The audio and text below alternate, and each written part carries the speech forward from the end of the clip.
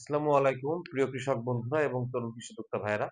আমি কৃষিবিদ ইসলাম ফজলুর রাব্বি। সবাইকে জানাচ্ছি অনেক অনেক শুভেচ্ছা এবং অভিনন্দন। প্রিয় বন্ধুরা, যে বিষয়টি নিয়ে আজকে আলোচনা করব সেটা হচ্ছে যে এয়ার ফ্লো মেশিনে পেঁয়াজ সংরক্ষণে আমাদের ব্যর্থতা এবং এই ক্ষেত্রে এখন আমাদের কি করণীয় আছে। আসলে বাংলাদেশে এবছর তুলনামূলক বেশ ভালো পেঁয়াজের ফলন এসেছে চাষীদের। আমি নিজেও এই পেঁয়াজ চাষ বিষয়ক বিভিন্ন পরামর্শ দিয়ে আমি আপনাদের সঙ্গে যুক্ত ছিলাম।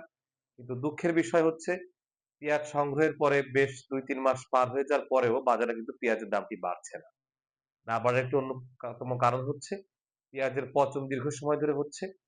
নিয়মিত করে চাষীরা পেঁয়াজ সংরক্ষণ করতে না পেরে বিক্রি করে দিচ্ছে, যে কারণে বাজারে কিন্তু পেঁয়াজের দামটি আর উঠছে না। তো এই অবস্থায় কিন্তু চাষীরা খুব সমস্যার মধ্যে পড়েছেন। দাম যেমন উঠছে না, এটি একটি সমস্যা। তার চেয়ে বড় সমস্যা হচ্ছে এই পেঁয়াজ সংরক্ষণ করে রাখা যাচ্ছে না। কারণ কি?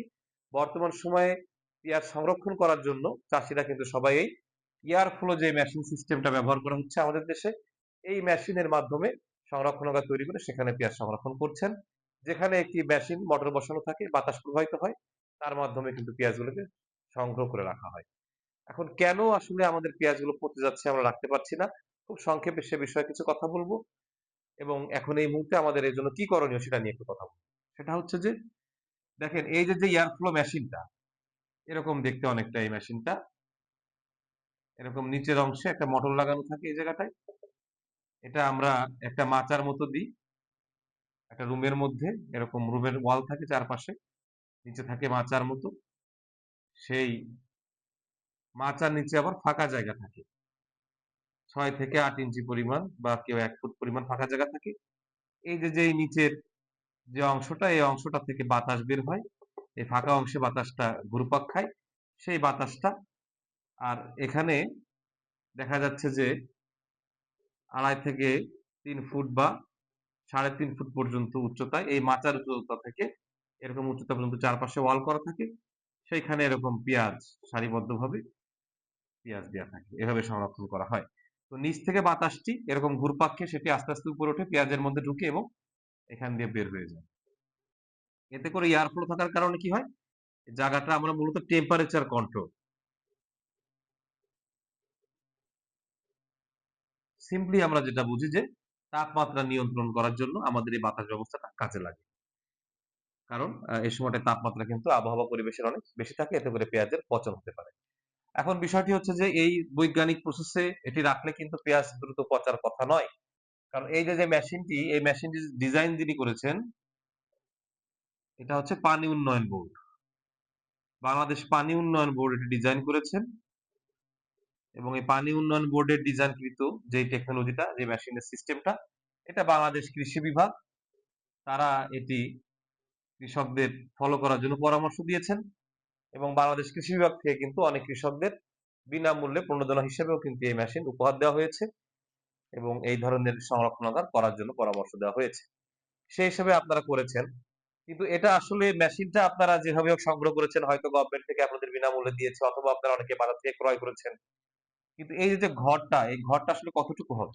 একটা আনুমানিক হিসাব বলা হয়েছে যে ৩০০ থেকে ৩৫০ মণ পর্যন্ত পেঁয়াজ রাখা যাবে ১০০ স্কয়ার ফুট বা ১০০ বর্গ ফুট একটা জায়গা তৈরি করে, যেটার জন্য এই একটি মেশিনই যথেষ্ট এটি ঠিক রাখার জন্য। আরেকটা তথ্য কিরকম? যে ২ ঘন্টা পর পর চালালে হবে। আবার কেউ বলছেন দিনে ৮ ঘন্টা চালালে হবে।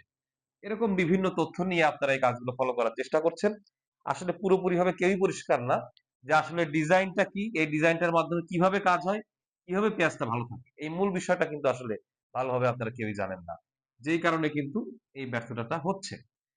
এখন ১ম থেকে কিছু বিষয় ফলো করা দরকার ছিল। যে বিষয়গুলো ফলো করা হয়নি, এটি একটি গুরুত্বপূর্ণ বিষয়। সেটা কি দরকার ছিল? আমরা বলি কিউরিং করা। পেঁয়াজটাকে কিউরিং করা। এই কিউরিংটা কেন দরকার হয়? যখন আমরা চাষকৃত পেঁয়াজ ১ম হারভেস্ট করি, এই পেঁয়াজের এই যে আমরা পরে পেঁয়াজটা কাটি, এই যে ঘাড়, এই যে অংশটা, মুখ বা ঘাড় বলি আমরা, ঘাড়ের অংশ। এই ঘাড়ের অংশটা এটা কিন্তু শুকানো প্রয়োজন। খুব ভালোভাবে শুকানো প্রয়োজন। কিন্তু সেই শুকানো বা কিউরিং এর কাজটা কিন্তু আমরা করি না। আমরা হারভেস্ট করি, অর্থাৎ পেঁয়াজটা তুলি, সরাসরি সেখানে আমরা সংরক্ষণ করি। সংরক্ষণাগারে আমরা সংরক্ষণ করি। কেউ মেশিনে করি, কেউ বা আমরা চাতালে রেখে করি। কিন্তু এই যে মাঝখানে যে কিউরিং করাটা দরকার ছিল, অর্থাৎ রোদ্রে শুকানো, এই কাজটা আমরা কেউ করিনি। এই কিউরিংটা ঠিক মতো হয় নাই, যে কারণে ঘাড় বা মুখ এটাও ঠিক মতো কিন্তু শুকায়নি। আর এই বছর কিউরিংটা আরো বেশি দরকার ছিল কি কারণে? যে ম্যাক্সিমাম এলাকায় যারা পেঁয়াজ চাষিরা পেঁয়াজ চাষ করেছেন, তাদের কি হয়েছে, পেঁয়াজ হারভেস্টের পূর্বে বৃষ্টি হয়েছে। সায়েন্টিফিক নিয়ম হচ্ছে যে হারভেস্ট করার অন্ততপক্ষে 20 দিনের ভেতরে কোনো সেচ দেওয়া নিষেধ বা কোনো পানি পড়া পানি দেওয়া এগুলো নিষেধ। কারণ 20 দিনের ভেতরে হারভেস্ট করার আগের 20 দিনের ভেতরে যদি সেচ দেওয়া হয় বা পানি পড়ে পেঁয়াজের গায়ে, সেই পেঁয়াজটা কিন্তু সংরক্ষণ করা একটু কঠিন হয়। তো দেখা গেছে যে হারভেস্ট করার 1 সপ্তাহের ভেতরেই, মানে জাস্ট 1 সপ্তাহ আগেই কিন্তু অধিকাংশ জায়গায় বৃষ্টি হয়েছে। আপনারা যারা হারভেস্ট করেছেন, এই পেঁয়াজটা কিন্তু 1 থেকে 2 সপ্তাহের ভিতরে বৃষ্টির পানি পেয়েছে। যখনই বৃষ্টির পানি পায় তখনই হয় কি, এই পেঁয়াজের ভেতরে ওয়াটার পার্সেন্টেজটা বেশি হয়ে যায়। যখনই ওয়াটার পার্সেন্টেজটা বেশি হয়ে যায় তখন এর ভেতরে মাইক্রো অর্গানিজম গুলো রোল প্লে করার সম্ভাবনা বেশি থাকে এবং ঘাড় মুখ গুলো সহজে শুকায় না। যেই কারণে উচিত ছিল পেঁয়াজগুলোকে খুব ভালোভাবে কিউরিং করা, সে কাজটা করা হয়নি, সরাসরি স্টোরে রাখা হয়েছে। যেই কারণে কিন্তু পেঁয়াজ দীর্ঘদিন সংরক্ষণ করা যাচ্ছে না। এটি একটা কারণ আমি বললাম। আচ্ছা, অনেকগুলো কারণ রয়েছে। এটি তো অবশ্যই একটি গুরুত্বপূর্ণ কারণ এবং এর কারণটাই আমি মুখ্য কারণ বলবো। আর একটি বিষয় নিয়ে আমি বিস্তারিত ব্যাখ্যা দিয়ে আলাদা একটা ভিডিও দিয়েছিলাম, সেটা হলো কি, বীজ বা জাতের মান। সেখানে আমি বলেছিলাম যে এই যে বিভিন্ন হাইব্রিড সেকেন্ড জেনারেশনের বীজ তৈরি হচ্ছে বা অন্যান্য পেঁয়াজের বীজগুলো তৈরি হচ্ছে, যারা বীজ চাষ করেন বা যে কোম্পানিগুলো বীজ চাষ করে, এই যে প্লট গুলো করে, তারা বিভিন্ন জাতের বীজগুলো পাশাপাশি প্লটে, ধরে নিন একটা প্লটে এখানে করছে লালতির হাইব্রিড, আবার এখানে মনে করেন যে আর একটা ব্র্যান্ড করছে এখানে পেঁয়াজের, মনে করেন যে এখানে হয়তো মেটাল করছে, আবার এখানে মনে করেন সুখসাগর করছে। এরকম বিভিন্ন জাতের পেঁয়াজ পাশাপাশি প্লটে করেন, কিন্তু নিয়ম হলো আইসোলেশন ডিস্টেন্স মেনটেন করা, মানে নিরাপদ দূরত্ব, এবং সেই দূরত্ব কিন্তু প্রায় 1 কিলোমিটার বা তারও বেশি, 1 কিলোমিটার প্লাস বা 1.61 কিমি বা 1 মাইল, এই দূরত্বটা কিন্তু মাস্ট মেনটেন করা উচিত। সেখানে একদম পাশাপাশি করছেন, তখন হয় কি, ক্রস ঘটে। এই জাতের মধ্যে পরস্পর ক্রস ঘটে যখন, তখন সেই যে বীজগুলো, সেই বীজগুলোই কিন্তু আমরা অধিকাংশ ক্রয় করে থাকি এবং সেই বীজের বিহেভিয়ার ঠিক থাকে না, অনেক রকম ক্যারেক্টার চেঞ্জ হয়, অনেক ধরনের ক্ষতি হয়। তার মধ্যে পেঁয়াজটা দীর্ঘদিন সংরক্ষণ করা যায় না, এটাও একটা মানে বড় ক্ষতি। তো সেটা, সেই সমস্যার মধ্যে আমরা পড়েছি, যেরকম আইসোলেশন করে বীজ করা হচ্ছে না, আমরা ভালো বীজ পাচ্ছি না, যেই কারণে এই পেঁয়াজগুলো কিন্তু দীর্ঘদিন সংরক্ষণ করা কঠিন হয়ে গেছে। আচ্ছা, এবার আসছি আমাদের মেশিনের যে টেকনিক্যাল ডিজাইন, এই টেকনিক্যাল ডিজাইনে কি কি সমস্যা হচ্ছে, কি ঘটে সংরক্ষণের, কি ঘটে। এই যে সংরক্ষণাগার যেখানে আপনি রাখছেন, এই যে ধরে নিলাম এই যে মাচা, এটা আপনার মনে করেন এয়ার ফ্লো মেশিন, এখানে আপনি পেঁয়াজগুলো সব রেখেছেন। এই যে নিচে নিচে বাতাসের ফ্লো হচ্ছে, সেই বাতাসগুলো নিচ থেকে উপর দিকে যাচ্ছে, আবার এখান থেকে পরে বের হয়ে যাচ্ছে। এই যে ডিজাইনটা, যে ডিজাইনে আপনার করছেন, এটা করার উদ্দেশ্যটা কি আসলে? পেঁয়াজ যখন আপনি অনেক বেশি গাদা করে এক জায়গায় রাখেন বা বেশি করে রাখেন, তখন কি প্রবলেমটা হয়? তখন হয় কি, পেঁয়াজের যে বিষয়টা, পেঁয়াজ আপনি তুলে ফেললেন ফল হিসেবে, মানে এই না যে পেঁয়াজের জীবন শেষ হয়ে গেল, তা না বিষয়টা। পেঁয়াজের ভেতরে যে স্কেল বা পাতার মধ্যে যে পেঁয়াজের যে খাওয়ার অংশটা আমরা খাই, সেখানে কিন্তু অসংখ্য সেল থাকে, মানে কোষ, এইগুলো কিন্তু জীবিত, এবং জীবিত কোষে কি হবে, রেসপিরেশন হবে, অর্থাৎ তারা শ্বাস প্রশ্বাস নেবে। যখনই শ্বাস প্রশ্বাস নেবে তখন কিন্তু তারা কার্বন ডাইঅক্সাইড ত্যাগ করবে।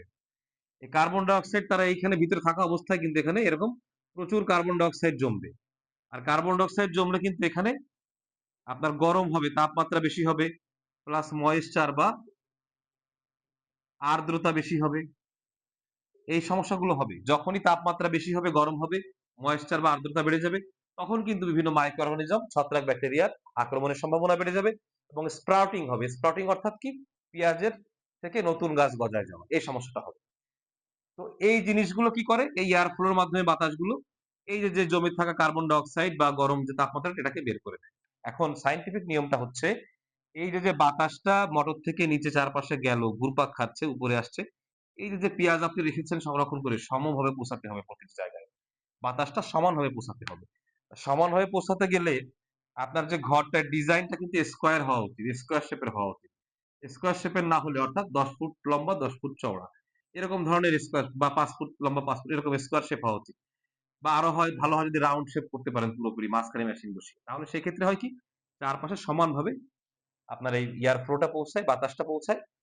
কিন্তু তা না হলে কি হয় আপনারা যেটা করছেন যে আপনারা করছেন কি দেখা যাচ্ছে এটা লম্বা হয়ে গেছে অনেক বেশি। দেখা যাচ্ছে এরকম 15 ফুট লম্বা হয়ে গেছে, চওড়া অনেক কম। 5 ফুট বা 7 ফুট এরকম অল্প চওড়া। তখন হয় কি মেশিনটা আপনি মাঝখানে রেখেছেন। দেখা যাচ্ছে যে এইটুকু অংশে হয়তো বাতাসটা ঠিকমতো পৌঁছাচ্ছে। কিন্তু এই যে অংশটা, এই যে অংশটা এই কোনায়, কোনায় দূরে, দূরে কিন্তু বাতাস ঠিকমতো পৌঁছায় না। তখন এইখানকার যে রেসপিরেশন গুলো হয় কার্বন ডাই অক্সাইড গুলো জমে, ময়েশ্চারটা বৃদ্ধি পায়, এই জায়গাগুলোয় হট স্পট তৈরি হয় একটা। যখনই হট স্পট তৈরি হয় তখনই কিন্তু এই পেঁয়াজের ভেতরের কার্যাবলী চেঞ্জ হয়ে যায়। তখন তারা বিভিন্ন রোগ দ্বারা আক্রান্ত হয়, স্প্রাউটিং হয়, এই সমস্যাগুলো হয়। এই একটা বিষয়। আরেকটা বিষয় কি? এই যে মেশিনটা আপনারা যে ঘর তৈরি করেছেন সেটা তো আবার আরেকটা ঘরের মধ্যে। বাইরে দিয়ে একটা ঘরের মধ্যে আপনারা এইগুলো করতেছেন। এটা বুঝালাম আমি এটা ঘরে। এই ঘরের যে চারপাশের দেওয়াল, এই চারপাশের দেওয়াল বেয়ে মেক্সিমাম অনেকেরই চারপাশে দেওয়াল করা, হয়তো ২-১ টা জানালা আছে। এখানে আরেকটা বিষয় আছে। এই যে এয়ার ফ্লো মেশিনটা যে বাতাসটা আনছে, বাতাসটা নিয়ে যে ভিতরে নিচ্ছে আবার এটা বাইরে বের হচ্ছে। এই ঘরটা যদি বদ্ধ হয় বা ঘরে যদি চারপাশে একটু খোলা জায়গা না থাকে, তাহলে কিন্তু ফ্রেশ এয়ার, এই ফ্রেশ এয়ারটা ঘরের মধ্যে ঢুকতে পারবে না। আবার এই যে বাতাসটা বের হয়ে যাচ্ছে, নিচ থেকে এসে উপর থেকে বের হচ্ছে, এটা হলো পলিউটেড এয়ার বা দূষিত বাতাস। এই পলিউটেড এয়ারটাও কিন্তু ঘর থেকে বের হয়ে যেতে হবে। তো ফ্রেশ এয়ার যেমন ঢুকতে পারছে না, পলিউটেড এয়ারটাও বের হতে পারছে না। তখনই কিন্তু এই ভিতরের বাতাসটা পলিউশন বেশি হচ্ছে এবং রোগ ব্যাধি বেশি ছড়াচ্ছে। এই জন্য আপনারা পেঁয়াজ সংরক্ষণ করতে পারছেন না। এক্ষেত্রে কি করতে হবে? আপনারা ঘরের চারপাশে এরকম বদ্ধ রাখা যাবে না। ঘরের দেওয়ালের উপরের অংশ বা একটা সাইডের উপরের অংশ বা ২ টা সাইডের উপরের অংশ ভালো হয় আরো। যদি বেশি করে খোলা জায়গা রাখতে পারেন একটু ঘরে বা অনেক বেশি করে জানালা রাখতে পারেন, তাহলে হবে কি বাইরে থেকে বাতাস আসবে, ফ্রেশ বাতাসটা ঢুকবে ভিতরে, আবার দূষিত বাতাসটা বাইরে বের হয়ে যাবে। সে কাজটা আপনারা অনেকে করেন নাই। তো এখন আপনাদের করণীয় কি আসলে? এই যে সমস্যাগুলো হচ্ছে এই মুহূর্তে কি করণীয় আছে? এখন তো আর পেঁয়াজগুলো কিউরিং করা সম্ভব না। বা এখন বর্ষার মধ্যে কিন্তু এই বৃষ্টি থাকা অবস্থায় কিন্তু রিস্ক নিয়ে আবার রোদে দেওয়া পেঁয়াজগুলো সম্ভব না। আবার এই যে এই ঘরগুলো আপনারা তৈরি করে ফেলেছেন ইতিমধ্যে, এই যে ঠিকমতো ডিজাইন হয় নাই আপনাদের মডেলটি। তাদেরও কিন্তু এখন এই অবস্থায় নতুন ঘর করা সম্ভব। তাহলে এই মুহূর্তে আপনাদের কি করণীয় আছে? এই ভুলগুলো হয়তো আপনারা সামনের বছরের জন্য শুধরাতে পারবেন। এবছর আপনারা এখন কি করবেন? এখন আপনাদের করণীয় হচ্ছে এই যে আপনারা যে পর্যাপ্ত বাতাস ঢোকা এবং বের হওয়ার ব্যবস্থা করে দেওয়া। যে ঘরের ভেতরে আপনারা এই স্টোরেজটি করেছেন মেশিন রাখার, ওই ঘরটার ভেতর যাতে পর্যাপ্ত বাতাস ঢুকতে পারে এবং পর্যাপ্ত বাতাস বের হতে পারে সে ব্যবস্থা করা। আমি একটি স্টাডি করেছিলাম যে বাংলাদেশ কৃষি গবেষণা কিন্তু এই ধরনের একটা ডিজাইন নিয়ে একটা গবেষণা করেছিল। সেই গবেষণায় তারা খুব ভালো ফল পেয়েছিল। দীর্ঘদিন পেঁয়াজ ভালো ছিল, ৯ মাসেরও বেশি। তারা যে কাজটি করেছিল, তারা একটা দেওয়ালের সাইড থেকে এক্সস্ট ফ্যান লাগিয়েছিল। এই এক্সস্ট ফ্যানের মাধ্যমে কি হয়েছিল, বাইরে থেকে ফ্রেশ বাতাস ভিতরে ঢুকেছিল। আর ঘরের উপরে একটা এক্সস্ট ফ্যান লাগিয়েছিল, যেই ফ্যানের মাধ্যমে এই যেই নিচ থেকে বাতাসটা পেঁয়াজের মাধ্যমে পলিউটেড বাতাসটা নিয়ে উপর দিকে উঠে আসে, এই বাতাসটাকে বাইরে বের করে দেওয়ার জন্য একটা ফ্যান বাতাস ঢুকিয়েছিল, একটা ফ্যান বের করেছিল। তো এই মডেলগুলো নিয়ে আরো বিস্তর স্টাডি হওয়া উচিত, আরো ভালো ধারণা দেওয়া উচিত। আগামীবার যাতে আপনাদের এই সমস্যাগুলো না হয়, আমি নিজে পার্সোনালি এই বিষয়গুলো স্টাডি করে আমাদের আরো গবেষণা যেগুলো বাংলাদেশে হয়েছে সেগুলো ভালো করে স্টাডি করে আপনাদেরকে ডিজাইনটা সঠিকভাবে করার পরামর্শ দিব। তখন আপনারা ডিজাইনটা পরামর্শ অনুসরণ করবেন। আপাতত এখন এই মুহূর্তে আপনারা কি চেষ্টা করবেন যে ঘরে একটু জানালার সংখ্যা বাড়া দিতে বা একটু খোলা জায়গার সংখ্যা বাড়া দিতে, যাতে করে বাইরে থেকে বাতাস ঢুকতে পারে, আবার ভিতরে বাতাসটা বের হয়ে যেতে পারে। এর পাশাপাশি আপনারা কি করবেন, এই ঘরের বাইরের অংশের চারপাশে আপনারা কার্বেন্ডেজিম জাতীয় ছত্রাকনাশক 2 থেকে 3 গ্রাম পার লিটার এই মাত্রায় দিয়ে আপনারা যে ঘরের বাইরে মানে দেওয়ালের বাইরের পাশে সপ্তাহে 1 বার, সপ্তাহে 1 থেকে 2 বার স্প্রে করে দিবেন, যাতে করে চারপাশে ছত্রাকটা না থাকতে পারে। ভুলেও কিন্তু পেঁয়াজে করবেন না, তাহলে কিন্তু ক্ষতি হবে। বাইরের সাইডে করবেন। আচ্ছা, এই কাজটা আপনারা করতে পারেন। আর একটা কাজ করতে পারেন যে যারা বেশি করে পেঁয়াজ লট করেছেন বা রাখতে সমস্যা, তারা একটা অংশের পেঁয়াজ সেল করে দিতে পারেন। অর্থাৎ যে গাদাগাদি করে পেঁয়াজগুলো আছে এটা কমানোর জন্য বা এই প্রেশারটা কমানোর জন্য কিছু পেঁয়াজ আপনারা সেল করে দিতে পারেন। যাদের সুযোগ আছে কিছু পেঁয়াজ আপনারা জায়গা আছে চাতাল বা মাচা করে সেখানে আপনারা কিছু পেঁয়াজ রেখে দিতে পারেন। সেভাবেও আপনারা কিন্তু সেই সনাতন পদ্ধতি ব্যবহার করে কিছু পেঁয়াজ সংরক্ষণ করতে পারবেন। তো চাতালে যারা রাখবেন, এরকম মাচা করে সে মাচার উপরে যারা রাখবেন, তারা খুব বেশি ঘন করবেন না, একটু পাতলা করে রাখার চেষ্টা করবেন। আর এইখানে যে কাজটা আপনারা করবেন পেঁয়াজের সঙ্গে 3টা জিনিস, একটা হচ্ছে রসুন, দ্বিতীয় হচ্ছে শুকনা মরিচ, আর তৃতীয় হচ্ছে নিম পাতা, শুকনা শুকনা নিম পাতা। এই তিনটা জিনিস আপনারা দড়িতে বেঁধে বেঁধে ঝুলিয়ে রাখতে পারেন। এই জিনিসগুলো থাকলে সহজে মাইক্রো অর্গানিজমটা সেখানে অ্যাটাক করতে পারবেন। একদমই পরীক্ষিত একটা পদ্ধতি। সেইভাবে আপনারা চাতালেও বেশ ভালো পরিমাণ পেঁয়াজ সংরক্ষণ করতে পারবেন। তো এইভাবে এই মেশিনের উপর চাপ কমিয়ে বা এই সংরক্ষণগারে চাপ কমিয়ে আপনারা কিছু পেঁয়াজ চাতালে ট্রান্সফার করে এই কাজগুলো, অর্গানিক কাজগুলো করতে পারেন। সেটা দীর্ঘদিন ভালো থাকবে। সেক্ষেত্রে এখানেও চাপ একটু কম পড়বে। জায়গাটা খোলামেলা করার চেষ্টা করবেন আর চারপাশে ছত্রাকগুলো স্প্রে করবেন। আপাতত অবস্থায় যে অবস্থায় আছে মন্দের ভালো হিসেবে এই কাজগুলো আপনারা করতে পারেন। তাতে করে আরো কিছুদিন আপনারা আপনাদের পেঁয়াজটা স্টোরেজ করতে পারবেন। তো ধন্যবাদ প্রিয় বন্ধুরা। আমি চেষ্টা করেছি অল্প সময়ের মধ্যে যতটুকু পারি বিষয়টি বুঝিয়ে বলার জন্য। সময়ের প্রেক্ষাপটে একটি গুরুত্বপূর্ণ জিনিসগুলো আমি মনে করেছি। যদি ভিডিওটি ভালো লেগে থাকে অবশ্যই কমেন্ট করবেন আপনারা। যা আরো কিছু বিষয় যদি জানার থাকে আপনারা সেটাও আপনারা আমাকে কমেন্টে জানাবেন। আমি রিপ্লাই দিব। অথবা আমার ফোন নাম্বার লেখা আছে উপরে 01711648732। আমার হোয়াটসঅ্যাপ খোলা আছে। হোয়াটসঅ্যাপে আপনাদের সমস্যাগুলো আপনারা আমাকে লিখে শেয়ার করতে পারেন। আর আরেকটি বিষয় নিয়ে একটু সংক্ষেপে বলি, সেটা হচ্ছে যে আমি একটি কোর্স অফার করেছি। সেটি হচ্ছে বালাইনাশক এক্সপার্ট কোর্স। এই বালাইনাশক এক্সপার্টস কোর্সটা কিন্তু যারা আপনারা কৃষি কাজ করেন এবং যারা কৃষি দোকানদারি করেন, মানে বিভিন্ন বীজ, সার, কীটনাশক এইগুলো যারা বিক্রি করেন বা ডিলারশিপ আছে যাদের, তাদের জন্য কিন্তু এই কোর্সটা করা খুবই জরুরি।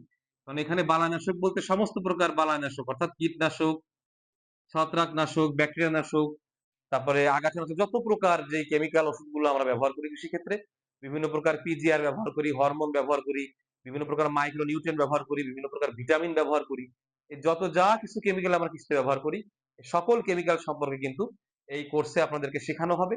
এই কেমিক্যাল গুলো সম্পর্কে জানানো হবে, কিভাবে এই কেমিক্যাল গুলো তৈরি হলো, এই কেমিক্যাল কোনটা কি কাজে লাগে, কোনটা কোন মাত্রায় ব্যবহার করতে হয়, এই কেমিক্যাল গুলো কোন গাছের কোন রোগের ক্ষেত্রে লাগে, কিভাবে কোন গাছের রোগগুলো চিনতে হয়, কোন রোগ কিসে আক্রমণ করছে এটা কিভাবে চিনতে হয়, তারপরে হচ্ছে সেই আক্রান্ত গাছে বা সেই আক্রান্ত ফসলে ওই রোগ হলে কোন কীটনাশক কতটুকু পরিমাণে দিতে হবে, কিভাবে দিতে হবে, এবং ওই কীটনাশক বাজারে কোন কোম্পানি বের করেছে, কি নামে বের করেছে, যাবতীয় সবকিছু কিন্তু এই কোর্সে আপনারা শিখতে পারবেন। আর একটি বড় সুবিধা হচ্ছে যে এই কোর্সটি যারা করবেন, আমার লেখা স্মার্ট কৃষি কেমিক্যাল গাইড, এই যে এতক্ষণ যা বললাম যতটুকু বিষয়ে, এই সকল বিষয়ে সবকিছু কিন্তু এই গাইডে আমি লিখিতভাবে লিপিবদ্ধ করেছি। প্রায় 250 পৃষ্ঠার এই গাইডটা। যারা এই কোর্সটি করবেন তারা কিন্তু এই গাইডটি পাবেন। কোর্সটি হচ্ছে আগামী 15 জুলাই থেকে শুরু হবে, 18 জুলাই পর্যন্ত চলবে, রাত 9টা থেকে 10:30 পর্যন্ত, 4টা ক্লাস। আর এই স্মার্ট কৃষি কেমিক্যাল গাইডটি কোর্স শুরুর আগেই আপনাদেরকে দিয়ে দেওয়া হবে যারা রেজিস্ট্রেশন করবেন। আর রেজিস্ট্রেশন যদি আপনারা করতে চান তাহলে সেই ক্ষেত্রে এই যে উপরে মোবাইল নাম্বারটা লেখা আছে 01711648732, এটা আমার হোয়াটসঅ্যাপ নাম্বার। এই নাম্বারে আপনারা আমার সাথে যোগাযোগ করে আপনাদের নাম ঠিকানা দিবেন এবং এই নাম্বারেই বিকাশ অ্যাকাউন্ট খোলা আছে। এটা বিকাশ প্লাস হোয়াটসঅ্যাপ। এই বিকাশে আপনারা রেজিস্ট্রেশন ফি বাবদ 600 টাকা। 600 টাকা কিভাবে? আমার যে বইটা, এই বইটার মূল্য কিন্তু 550 টাকা। আর এই যে কোর্সটা আপনাদের করাচ্ছে এক্সপার্ট কোর্স, এই কোর্স ফি হলো 200 টাকা। তাহলে টোটাল আসে হলো 750। সেখানে আমি 150 টাকা কনসিডার করে 150 টাকা ছাড় দিয়ে, যেহেতু প্রথম কোর্স আমার, 150 টাকা ছাড় দিয়ে আমি মাত্র 600 টাকা আপনাদের রেজিস্ট্রেশন ফি করেছি। তো যারা যারা রেজিস্ট্রেশন করবেন তারা এই হোয়াটসঅ্যাপ নাম্বারে আমার সঙ্গে যোগাযোগ করবেন, আপনাদের নাম ঠিকানা দিবেন এবং এই বিকাশে আপনারা 600 টাকা পাঠিয়ে রেজিস্ট্রেশন সম্পন্ন করবেন। এবং এই 15 জুলাইয়ের আগেই কিন্তু আপনাদেরকে আমি এই কৃষি কেমিক্যাল গাইড বইটি পাঠিয়ে দিব এবং গাইডটা সহকারেই কিন্তু আপনারা এই ট্রেনিং এ কার্যক্রমে অংশগ্রহণ করবেন। তো আমাদের প্রথম যে ট্রেনিং ব্যাচটা আমার শুরু হচ্ছে, এর ম্যাক্সিমাম সিট কিন্তু প্রায় ফুলফিল হয়ে গেছে, অল্প কিছু সিট বাকি আছে। সুতরাং যারা আগ্রহী আমি বলবো আপনারা দ্রুত সময়ের মধ্যে আমার সঙ্গে যোগাযোগ করে রেজিস্ট্রেশন করার ব্যবস্থা করবেন। আরো যদি বিস্তারিত কোনো কথা বলার থাকে তাহলে এই নাম্বারে আমার সঙ্গে যোগাযোগ করে আপনারা কথা বলতে পারবেন। সবাই আজকের মতো ভালো থাকবেন, সুস্থ থাকবেন, আমার জন্য দোয়া করবেন। ভিডিওটি ভালো লাগলে অবশ্যই লাইক করবেন, কমেন্ট করবেন, শেয়ার করে সবার মধ্যে ছড়িয়ে দিবেন। আর আমার চ্যানেলের সঙ্গে থাকতে হলে অবশ্যই চ্যানেলটি সাবস্ক্রাইব করবেন। সবাই সুস্থ থাকবেন, ভালো থাকবেন। আল্লাহ হাফেজ।